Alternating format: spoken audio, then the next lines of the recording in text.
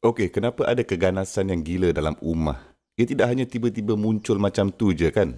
Maksudnya, yang pertama sekali hati menjadi keras. Lepas tu hubungan sesama yang sepatutnya dikekalkan erat menjadi kaku dan sukar. Maka lidah menjadi lantang dan kurang sopan dan kesemua itu akhirnya berubah menjadi pertumpahan darah.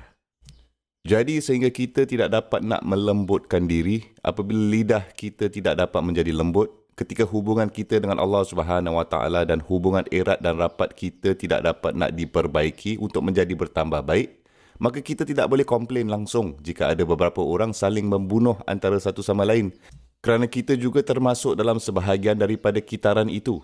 Ini adalah contoh hujung yang paling ekstrim, tetapi ada versi yang lebih ringan yang kita sendiri sebenarnya adalah penyebabnya. Sambungan dari ayat ini, dan di tengah-tengah ayat ini Allah Subhanahu Wa Taala berfirman, "Afatu'minuna bi ba'dil kitab wa takfuruna bi ba'd." Adakah kamu mempercayai hanya beberapa bahagian dari kitab ini dan menolak pula bahagian lain dari kitab ini?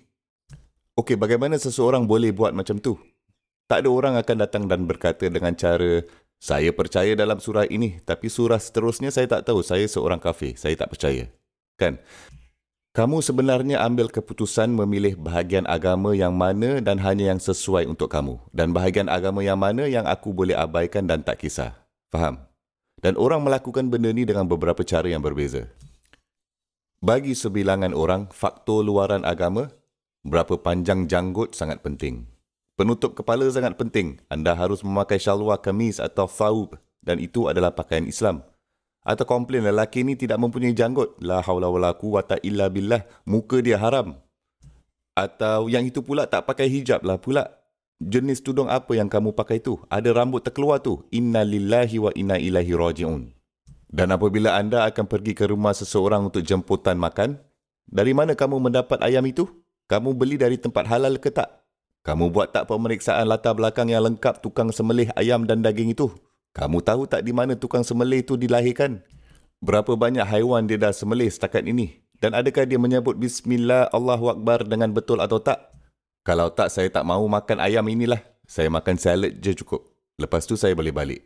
Ini adalah Islam mereka. Mereka cek segala ramuan pada setiap paket aiskrim. Pastikan anda tidak makan haram. Tapi ketika memberi mahar kepada si isteri, ketika memberikan harta pusaka, orang yang janggut panjang yang sama ini, yang sangat super halal ini, tapi apabila berkaitan dengan duit, saya tak tahu ke mana pula Islam tu pergi. Tiba-tiba hilang macam tu je. Ketika masa untuk bercakap dengan baik dan sopan kepada orang-orang, ketika jangan berkata belakang dan gosip pasal orang, ketika jangan memperkecil-kecilkan orang, ketika jangan memfitnahkan orang, Islamnya semua hilanglah pula. Hilang begitu saja. Tiba-tiba hilang. Dalam beberapa perkara dia kelihatan sangat Islamik dan perkara-perkara lain pula ia lebih buruk daripada orang yang tidak beriman lakukan. By the way, keadilan, kebaikan, belas kasihan, kemaafan dan kelembutan ucapan itu semua hanya akan datang ketika hati berada dalam keadaan lembut. Tapi penampilan luar anda dan cuba menarik perhatian orang dengan kelihatan anda ni beragama. Kamu boleh memetik ilmu pada orang. Kamu tahu bahasa Arab. Abu Jahal pun sangat pandai berbahasa Arab. Pemimpin munafikun Abdullah ibn Ubay dia pun boleh memberikan ucapan yang epik. Bahasa Arabnya jauh lebih baik daripada saya punya bahasa Arab. Jadi anda mahu memetik bahasa Arab dan anda rasa anda lebih beragama. Bukan itu yang menjadikan seseorang lebih beragama. Ilmu tidak menjadikan anda lebih beragama. Penampilan tidak menjadikan anda lebih beragama. Itu semua tidak menjadikan anda orang yang lebih baik. Tapi bagi sesetengah orang, itulah Islam mereka. Dan apabila pula seseorang tidak kelihatan dengan cara mereka itu, maka kamu mula menilai mereka. Dan anda bahkan tidak menilaikan diri sendiri langsung atas kesalahan dalam perkara-perkara yang anda lakukan dalam hidup anda.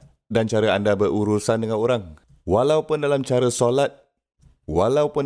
solat pun boleh jadi hal. Seperti anda solat dengan sempurna, aku mengikut mazhab aku. Tangan mesti ada di sini atau di situ atau di sana atau di mana saja pun.